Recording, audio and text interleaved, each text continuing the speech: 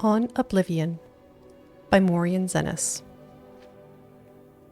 It is improper, however customary, to refer to the denizens of the dimension of Oblivion as demons. This practice probably dates to the Alessian doctrines of the First Era prophet Maruk, which, rather amusingly, forbade traffic with daemons and then neglected to explain what daemons were.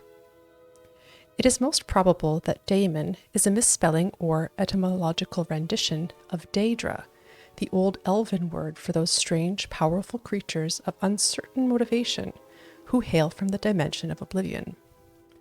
Daedra is actually the plural form. The singular is Daedroth. In a later tract by King Hael the Pious of Skyrim, almost 1,000 years after the publication of the original doctrines, the evil machinations of his political enemies are compared to the wickedness of the demons of Oblivion. Their depravity equals that of Sanguine itself. They are cruel as Boethia, calculating as Molag Bal, and mad as Sheogorath. Hael the Pious thus long-windedly introduced 4 of the Daedra lords to written record. But the written record is not, after all, the best way to research Oblivion and the Daedra who inhabit it. Those who traffic with daemons seldom wish it to be a matter of public account. Nevertheless, scattered throughout the literature of the First Era are diaries, journals, notices for witch burnings, and guides for Daedra slayers.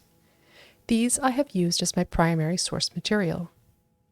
They are at least as trustworthy as the Daedra lords I have actually summoned and spoken with at length.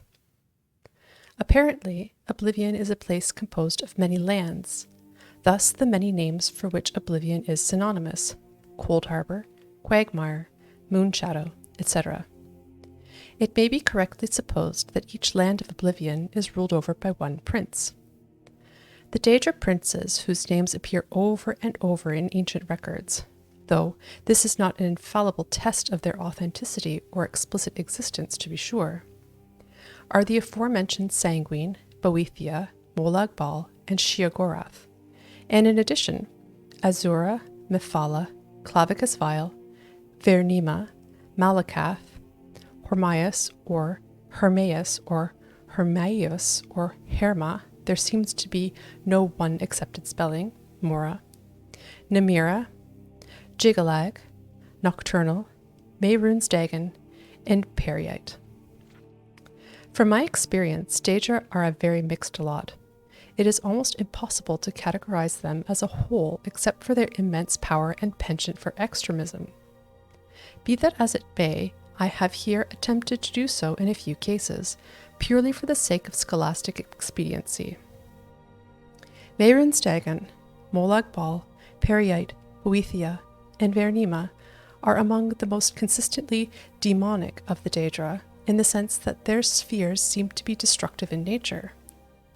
The other Daedra can, of course, be equally dangerous, but seldom purely for the sake of destruction as these 5 can. Nor are these previous 5 identical in their destructiveness. Mehrunes Dagon seems to prefer natural disasters, earthquakes, and volcanoes, for venting his anger. Molag Bal elects the employment of other Daedra, and Boethia inspires the arms of mortal warriors. Periite's sphere seems to be pestilence, and Vernima's torture. In preparation for the next installment in this series, I will be investigating 2 matters that have intrigued me since I began my career as a Daedra researcher. The first is on one particular Daedroth, perhaps yet another Daedra prince, referred to in multiple articles of Incunabula as Hircine. Hircine has been called the huntsman of the princes and the father of man-beasts, but I have yet to find anyone who can summon him. The other, and perhaps more doubtful, goal I have is to find a practical means for mortal men to pass through to Oblivion. It has always been my philosophy that we need only fear that which we do not understand, and with that thought in mind, I ever pursue my objective.